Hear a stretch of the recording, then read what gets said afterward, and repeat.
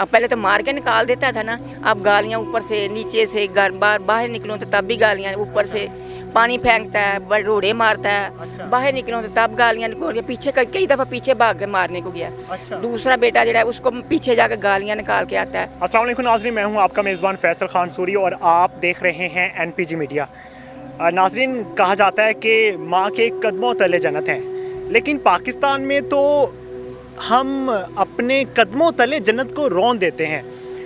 पाकिस्तान में जितनी भी गुर्बत हो, लेकिन माँ फिर भी हमेशा कोशिश करती है कि बच्चों को अच्छा खिलाया जाए, अच्छा पहनाया जाए, उनका ज़्यादा से ज़्यादा ख्याल रखा जाए। घर नहीं है तो घर लिया जाए, घर अच्छा नहीं है तो उसको बेहतर बनाया जाए।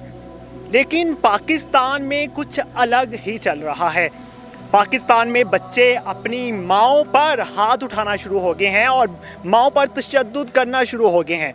यहाँ पे एक कानून आता है पाकिस्तान में कुछ ही दिन पहले कि अगर कोई शख्स, कोई बेटा, कोई बेटी, कोई भी अपनी माँ पर, अपने बाप पर हाथ उठाता है या गालम गलौच करता है तो उस पर कानून लागू होगा, उसको फौरी के फौरी भेजा जाएगा जेल में। लेकिन मेरे साथ जो बूढ़ी खातून मौजूद हैं, उन्होंने बहुत मेहनत के साथ घर बनाया, अपने बच्चों को पढ़ाया, लेकिन बच्चे पढ़ नहीं पाए, मैट्रिक में फ़ेल हो गए, मैट्रिक से आगे नहीं जा पाए। ये उनकी गलती थी। बड़े हुए माँ ने उनको जॉब पे लगवाया, लेकिन फिर माँ को क्या सिला मिला वो हम उन्हीं की ज़बानी सुनेंगे। ये वीडियो ज़रूर मुकम्मल देखिएगा क्योंकि बहुत दिल दहला देने वाला वाक़या है ये। अस्सलाम वालेकुम माँ जी। माँ जी, बेटे ने जुल्म करना क्यों शुरू किया था आप पे? बस तो उसको लालच आ गया ना कि मैं घर बना लिया। जब घर नहीं बना था तो तब तो इस तरह नहीं करता था, जब घर बन गया तो तब इस तरह करना, नाम लगवा के तो उसके बाद इसने इस तरह करना शुरू कर दिया कि अब तो मेरे हाथ में पूरी आ गई है कुंजी, तो मैं तो इसको जिस तरह होता है इसको बाहर तो निकालूं। ये बड़ा मार मार के इसने मुझे बाहर निकाला। इसने बहुत मुझे मारा, 6-7 दफ़ा मार के बाहर निकाला इसने। अच्छा। कम से कम 6-7 दफ़ा। अच्छा, जब आपको मारता है तो कोई रोकने वाला नहीं आता? बेटे अंदर कौन होता है? मैं वो मेरे बच्चे को बाहर गया होता है, इसने ड्रिंक की होती है, उस वक्त इसने ड्रिंक की होती थी। अच्छा। ड्रिंक करके इसने बालों से पकड़ के दीवारों के साथ मुझे मारा। फिर ये मुझे यहाँ पे नील पड़ जाते थे। जब मैं जाती थी, मैंने सर्विस की है, 29 साल सर्विस की है मैंने गवर्नमेंट वोकेशन इंस्टीट्यूट की। अब मैंने वो इतना मेहनत करके तो मैं कहाँ से पैसा लगाना था, कहाँ मैंने खा लेना था इतना पैसा।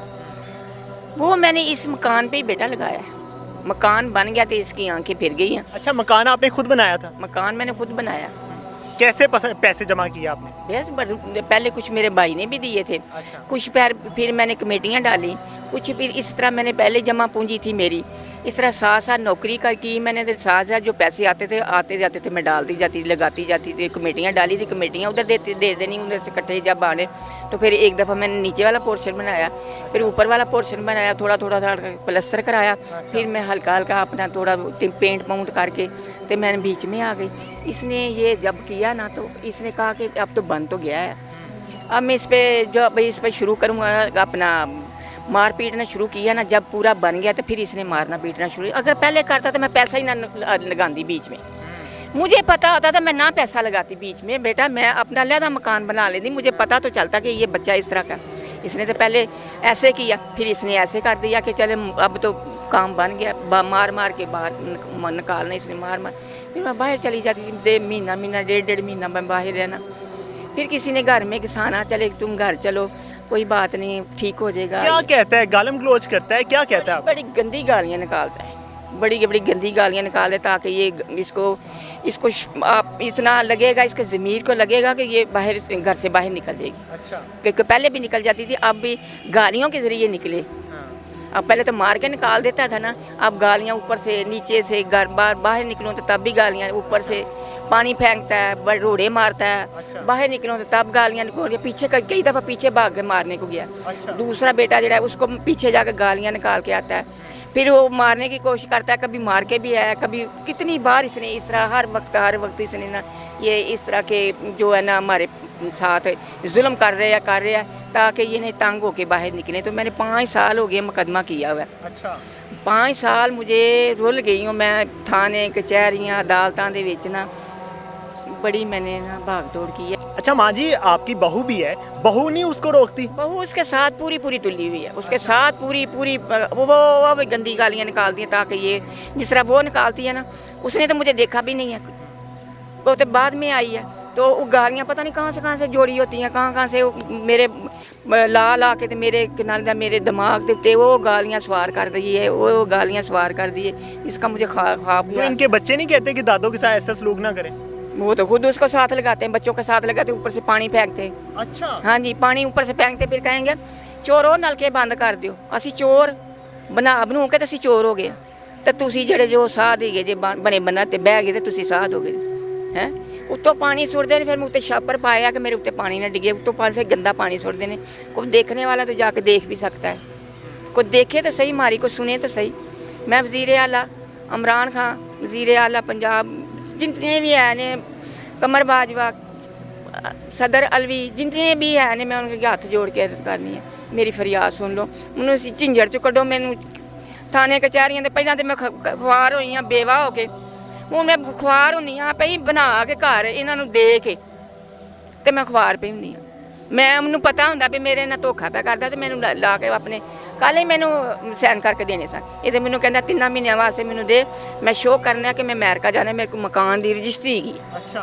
हाँ जी, तो ये रजिस्ट्री करा के ते मुड़ के मैनू उस आ दिन मैं तरले ते वास्ते अंदर बाहर ते परेशान किया पिया। रोटी खांदे आवांगे तो पन्ने का दरवाज़ा दब पांदा, दरवाज़ा दब पांदा, दरवाज़ा आंद्यां जांद्यां दरवाज़ा पांदा, आंद्यां जांद्यां दरवाज़ा पांदा। कोई जे फिर आके 1-2 दफ़ा पुलिस वाले ने आके झिड़किया झंबिया ना, तो हुण उन्हें कैमरा लवा लिया जी, कैमरा हुण कैमरा बंद कर आंदा ते आके दरवाजे भनने शुरू कर दिंदा ताकि मैनूं कोई वेखे ना। तो फिर जो कोई वेखदा कि बाहरों को आ रहा कैमरे ते फिर उतों आके गालां कड्ढणियां शुरू कर दिंदा। इस किस्म दी हरकतां करदा कि कोई दिन मेरा जिन्नूं सुकून दा नहीं निकलदा। जे मैं अपनी बच्ची, मेरे बड़े बेटे की बेटी है, कभी बहन लैके जानी है, कभी उसका पापा लैके जाता, तो असी निकलने जो बाहर तेन पता लग जाता, तो फिर पिछे जाके मोटरसाइकिल दिते, कभी वो मोटरसाइकिल अगे कर दिया, कभी पिछे कर दिया, कभी अगां जाएगा, कभी पिछा जाएगा। डिसाइड किया होंदा, परेशान किया होंदा, जो पता चल जाता भाई निकले घरों।